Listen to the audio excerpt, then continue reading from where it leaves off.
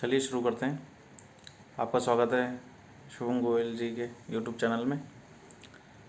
मैं आपका होस्ट। आज नई क्वेरीज लेते हैं। एक जन पूछ रहे हैं, hello sir, thank you for you doing what you doing Polycab Jubilant football clean science campus, can I hold this for 10 years and what CAGR I can expect from each. Okay, देखो पॉलीकैब आपने अच्छा ले रखा है, ये 12-15% दे सकता है। मैं रिकमेंडेशन नहीं कर रहा हूँ, मैं डिस्क्लेमर दे रहा हूँ पहले, नो रिकमेंडेशन, ठीक है ना। सी 10-10 सालों के लिए अच्छे स्टॉक्स ही हैं ये। पॉलीकैब भी अच्छा ले रखा है, जुबिलेंट फूडवर्क्स भी अच्छा ले रखा है आपने, ठीक है। क्लीन साइंस के लिए मैं कुछ नहीं कहूँगा क्योंकि मैं केमिकल से बाहर रहता हूँ, क्योंकि जिसका इन आउट समझ में नहीं आता वो बाहर रहता है। कैंपस एक अच्छा स्टॉक है, ये बाकी सब ठीक है। क्लीन साइंस के लिए पता नहीं। रही बात CAGR की, CAGR मैं नहीं बता सकता ड्यू टू सम रीजंस, ठीक है। Hi sir, please take my question, what is financing margin in a bank and why does it remains negative for most of the banks? Example ICICI, Kotak. फिर से bank का सवाल। मैं एक बात ही कहना चाहूँगा कि बैंक से दूर रहो, बस ये एक बात कहना चाहूँगा। और मेरी वीडियो जाके देख सकते हो, मैंने वीडियो डाल रखी है। और फिलहाल बैंक से दूर रहो, और शायद हमेशा के लिए दूर रहो, क्योंकि इनका बिजनेस खत्म हो चुका है। मैं इतना सा कहना चाहूँगा। पूरी बात जानिए तो वीडियो देख सकते हो। It is possible for retail investor to spot good bargains in market because it's cheap. Then big investor and funds will come in first to grab it and opportunity will go on quickly. ये बात बिल्कुल सही है कि good bargains in market because it's cheap than big investors.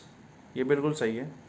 होता क्या है, जो छोटे इन्वेस्टर्स होते हैं उनके पास मनी कम होती है, तो वो ज़्यादा रिटर्न निकाल सकते हैं बजाय एक बड़े इन्वेस्टर के, क्योंकि उनके पास फंड ज़्यादा होता है। फंड ज़्यादा होने की वजह से उन्हें एक डिसेंट फॉर्म मेंटेन करना पड़ता है। वो ऐसे बार बार एक दिन में 2-2 बार से 3-3 बार स्विच नहीं कर सकते।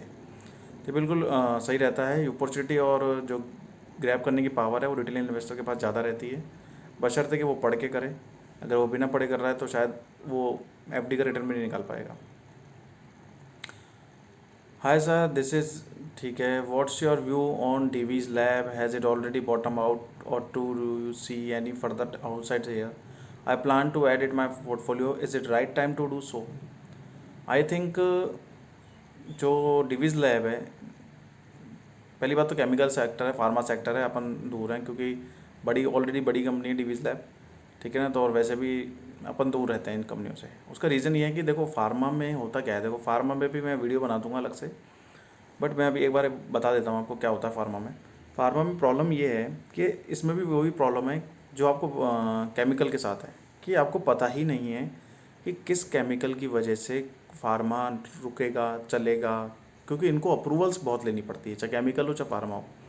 मान लो एक बार अप्रूवल नहीं आई तो स्टॉक गिर जाता है 20%, 15%, 15-20% गिर जाता है, ठीक है ना। लगातार 2-3 अप्रूवल नहीं आए तो 30-40% तक स्टॉक गिर जाता है। तो इसमें सबसे बड़ी प्रॉब्लम आती है। दूसरी बात, अब एक चीज़ का अप्रूवल लेने के लिए 4 से 5 साल लग जाते हैं। तो ये सबसे बड़ी प्रॉब्लम है इनके लिए। आपको फंडामेंटल्स बहुत अच्छे लगेंगे, फाइनेंशियल स्ट्रॉन्ग बहुत अच्छा लगेगा, और बैलेंस शीट बहुत अच्छी लगेगी, टॉप लाइन बॉटम सब कुछ एवरीथिंग इज़ बेस्ट लगेगा। बट वही है ना कि चलेगा नहीं स्टॉक, क्योंकि स्टॉक गिरा हुआ दिखेगा आपको कि यार इतना अच्छी साउंड होने के बाद भी, फाइनेंशियल स्ट्रेंथ साउंड होने के बाद भी ये चल नहीं रहा है। तो वो चीज़ है। तो इनसे मैं दूर हूँ, क्योंकि इनमें आपको पता ही नहीं है कौन सी दवाई वो बेच रही है, किस मार्केट में बेच रही है, किस प्राइस पे बेच रही है, उस दवाई का क्या कॉम्प्लिकेंट जो इंग्रेडिएंट है वो और कौन सी कंपनी बेच रही है। मतलब इसके लिए बहुत डिटेल जो इस सेक्टर का स्पेसिफिक बंदा होगा ना, केवल वही कर सकता है। वो भी तब जब वो उसने उस सेक्टर में 5 to 7 या 10 ईयर्स दिए हों, तब वो इस सेक्टर की स्पेसिफिक स्टडी कर सकता है, बाकी तो मुश्किल है, ठीक है ना। I study in Boston for 4 years, actually Westborough, but we use to frequent to Boston during weekends, very nice place. हाँ ठीक है, आएंगे सर आएंगे। चलो ये तो कोई क्वेश्चन नहीं था, आगे चलते हैं।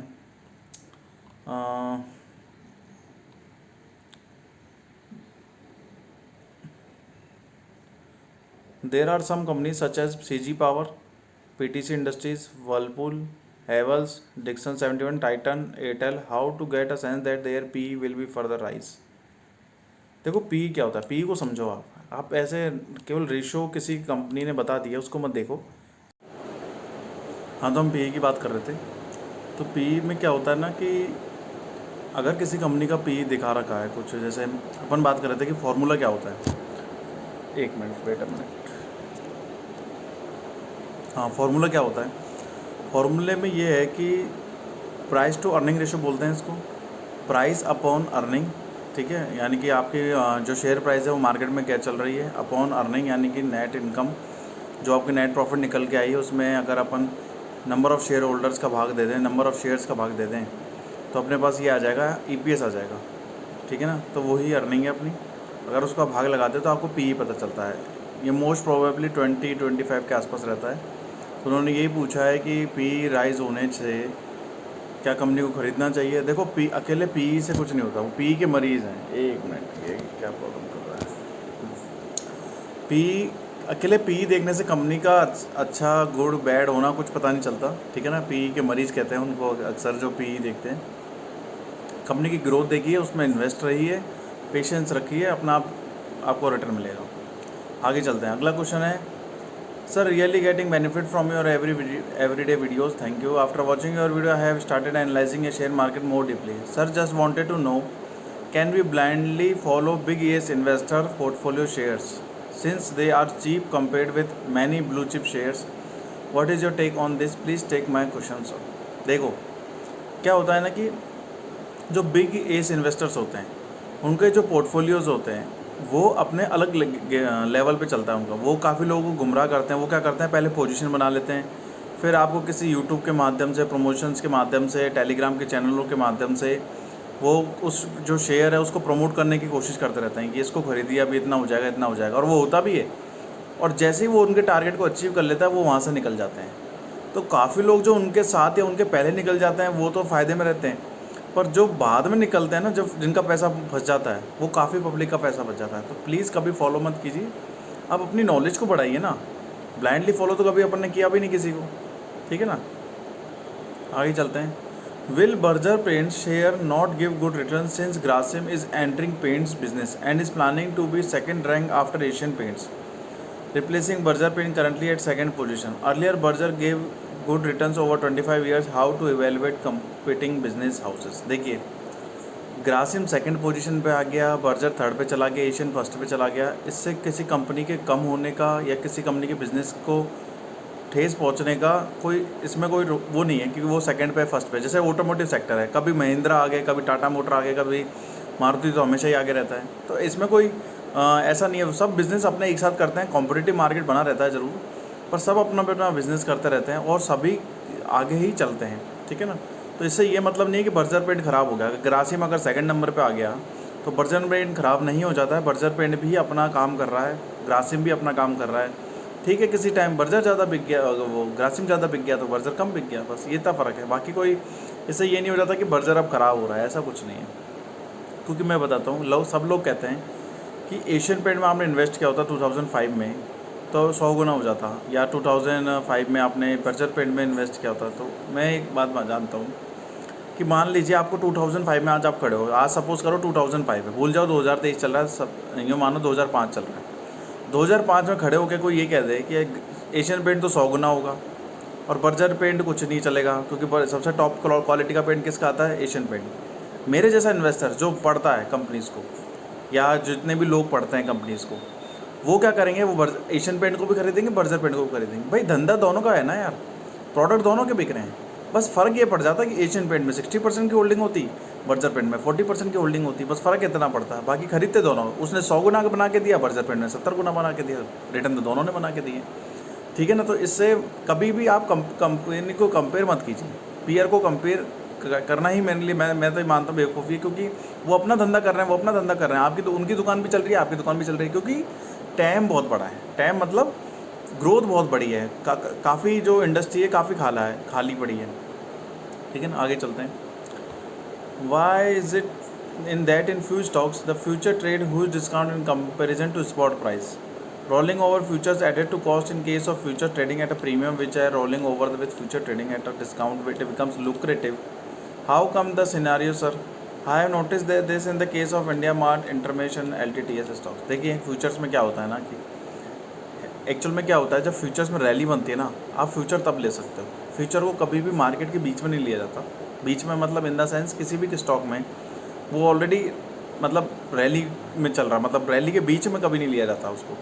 रैली जब उसमें स्टार्ट हो जाती है ना, जब उसको लिया जाता है, चाहे वो अप ट्रेंड की बात हो चाहे डाउन ट्रेंड की बात हो, तभी फ्यूचर में लिया जाता है। क्योंकि फ्यूचर में ये बात तो है कि हाँ, आपको लॉस होने के चांसेस बिल्कुल मिनिमाइज़ हो जाते हैं, ऑप्शन से तो बहुत बहुत कम हो जाते हैं। क्यों? क्योंकि एक्सपायरी के डेट के दिन आपका पैसा जीरो नहीं होगा। अगर आप 3 मंथ की फ्यूचर लेके चलते हो और जैसे मान लो सपोज़ कि LTTS आपने आज बाई किया, तो क्या 3 महीने में बढ़ेगा नहीं क्या? 1 रुपये भी बढ़ेगा तो भी आपको तो नुकसान तो कुछ भी नहीं हुआ ना। तो फ्यूचर बाय करना अच्छी बात है। अगर आपका पैसा ज़्यादा है, 1-1.5 लाख के आसपास एक लॉट बनता है, किसी भी कंपनी के शेयर का ले लीजिए, एक लॉट बनता है, तो आप आराम से बाय कर सकते हो। बट मैं कोई रिकमेंडेशन नहीं दे रहा हूँ, मैं बस इतना कह रहा हूँ कि जो फ्यूचर्स होते हैं ना, उनमें ये होता है कि आपका रकम ज़्यादा लगती है। अगर आप श्योर हो कि कंपनी में रैली आ चुकी है, आप बिंदास बाय कर सकते हैं, नो प्रॉब्लम। ठीक है। Good evening sir. Why not Sun Pharma despite in 11 years sales figure 4 of Sun Pharma has growth 8 times versus 4 times in Cipla. देखिए, फार्मा सेक्टर, केमिकल सेक्टर ऐसे सेक्टर है ना जिसमें अप्रूवल्स बहुत लेनी पड़ती है। मैं पहले भी डिस्कस कर चुका हूँ, जिनमें अप्रूवल बहुत लेनी पड़ती है। इनमें क्या होता है कि आप मतलब आगे बढ़ें और मतलब आपने इन्वेस्ट कर दिया, फिर पता चले कि कंपनी को अप्रूवल नहीं मिली, मान लो 2 अप्रूवल लगातार फेल हो रही है कंपनी की, तो कंपनी का स्टॉक गिर जाएगा 10-20% से। तो इनमें जो होता है ना, ग्रोथ भी कम मिलती है। दूसरा क्या होता है कि अपन को पता ही नहीं है इन और आउट क्या है। मैंने पहले भी बात कही है कि इन और आउट का जब तक आपको कंपनी का पता नहीं हो ना, कि क्या तो वो रॉ मटेरियल लेके आ रही है और क्या वो बना के बेच रही है, या चलो इन भी पता नहीं हो, आउट तो पता हो कम से कम कि क्या वो बना के बेच रही है। टॉफ़ी बेच रही है, आइसक्रीम बेच रही है, टायर बेच रही है, स्टील बेच रही है, क्या बेच रही है। अब दवाइयाँ बेच रही है, दवाइयों में आप कैसे पता लगा सकते हो कि कौन सी चीज़ की दवाई बेच रही है, क्या बीमारियाँ उसे ठीक होंगी। आप तो फिर आपको एक्सपर्ट बनना पड़ेगा इसके अंदर। ठीक है। अगर आप खुद डॉक्टर हैं या खुद एक्सपर्ट है ना, मतलब जिसने 5-7 साल इंडस्ट्री में दिया है फार्मा केमिकल में, वो तो इनमें अच्छा कर लेता है। बाकी आप नॉर्मल रिटेल इन्वेस्टर की तरह बात करो तो मेरे हिसाब से तो दूर रहना चाहिए, क्योंकि आपको पता ही नहीं करना क्या है। ठीक है ना, आगे चलते हैं। देखो, हर कंपनी में इन्वेस्ट नहीं किया जाता, मैं अभी भी कह रहा हूँ, हर कंपनी में इन्वेस्ट नहीं किया जाता। कुछ सेक्टर जो हमने छोड़ रखे हैं उनको हम म्यूचुअल फंड के जरिए कवर कर लेते हैं। ठीक है ना। तो जो सेक्टर मुझे अच्छे से आता है, जो सेक्टर में जिसमें एक्सपर्टीज़ अच्छे से आपको आती है, चाहे वो किसी भी चीज़ का हो, उस सेक्टर को पकड़िए और उस सेक्टर में अपनी नॉलेज को और एनहांस कीजिए। ठीक है ना। तो वो एक सेक्टर भी हो सकता है, 4-5 सेक्टर भी हो सकते हैं। ठीक है ना, ऐसे काम कीजिए। RBI has allowed HDFC to raise stake in HDFC Life to above 50%, whereas ICICI is reducing stake in ICICI Lombard to 30%, which is also probably the reason for ICICI Lombard to trade of 30 PE, which is lowest in the insurance industry. What is your rationale behind this? Last question है। देखिए क्या होता है ना, insurance industry में पहली बात तो मैं इंश्योरेंस कंपनीज़ की बात कर लेता हूँ। इंश्योरेंस कंपनी 2047 तक IRDA का टारगेट है कि मैक्सिमम पीपल कवर हो जाए इंश्योरेंस के अंदर। पर दूसरी तरफ अगर अपन एक्चुअल सिनेरियो की बात करें, जो एक्चुअल आज वास्तविक जो हालात हैं लाइफ इंश्योरेंस के, वो कमाई ही नहीं कर पा रहे हैं। सच बताऊँ, इंश्योरेंस कंपनियां कमा ही नहीं कर पा रही। अगर आप उनके P&Ls में जाके देखोगे तो उनके पास कोर बिजनेस से 0% का ऑपरेटिंग प्रॉफिट मार्जिन आ रहा है। जीरो, किसी में 1 है, किसी में 0 प्रॉफिट हो, बाकी कुछ अदर इनकम से आ रहा है। तो बाकी देखा जाए तो कोई कमाई नहीं है। ठीक है ना, इंश्योरेंस कंपनी के केस में। क्यों? इसमें सबसे बड़ा रीज़न ये आ जाता है कि एजेंट को काफ़ी सब बड़ा कमीशन देना पड़ता है, इस वजह से कमाई नहीं कर पाते। अगर एजेंट को कमीशन नहीं दोगे तो होगा क्या कि आपकी कंपनी का इंश्योरेंस बिकेगा ही नहीं। इंश्योरेंस नहीं बिकेगा, धंधा नहीं होगा, धंधा नहीं होगा तो कंपनी ठप। ठीक है ना। तो इस चक्कर में कंपनियां जो है, अभी फ़िलहाल तो ये हालात है कि कंपनियां पैसा नहीं कमा रही हैं।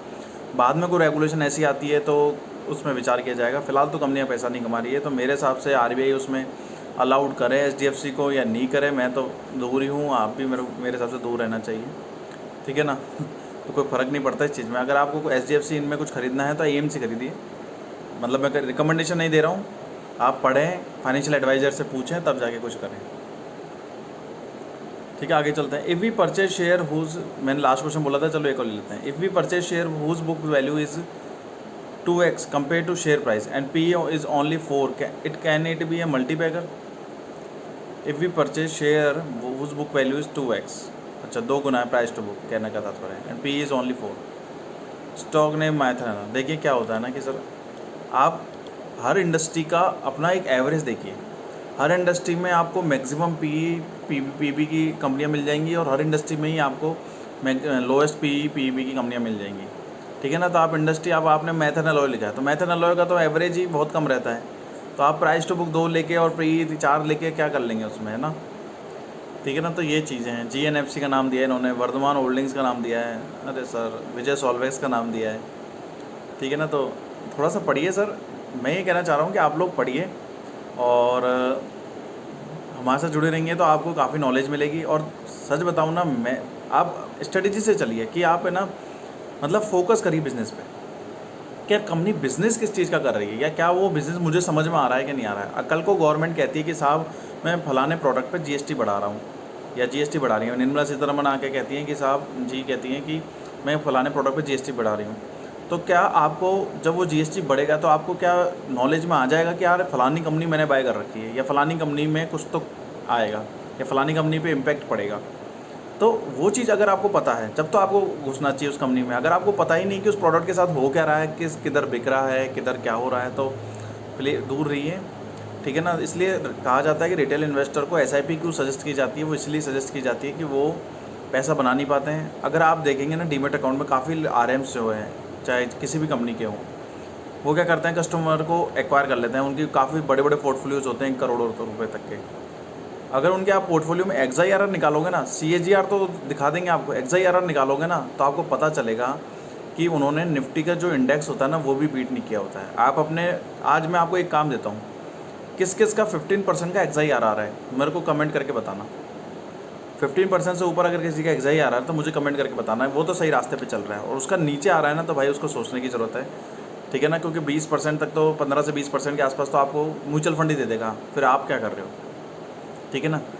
तो आप प्लीज़ इस पे गौर कीजिए कि अगर आपका XIRR 15% से के आसपास आ रहा है तब तो अच्छी बात है, अगर नहीं आ रहा तो फिर तो आपको म्यूचुअल फंड पे शिफ्ट हो जाना चाहिए। अगर आप अपने फाइनेंशियल एडवाइज़र से ज़रूर पूछ लीजिएगा। ठीक है, आज का लास्ट सवाल था। ठीक है, और कोई भी क्वेरी हो तो प्लीज़ कमेंट सेक्शन में पूछिए। सब्सक्राइब ज़रूर कीजिए, लाइक ज़रूर कीजिए, और थैंक यू, धन्यवाद।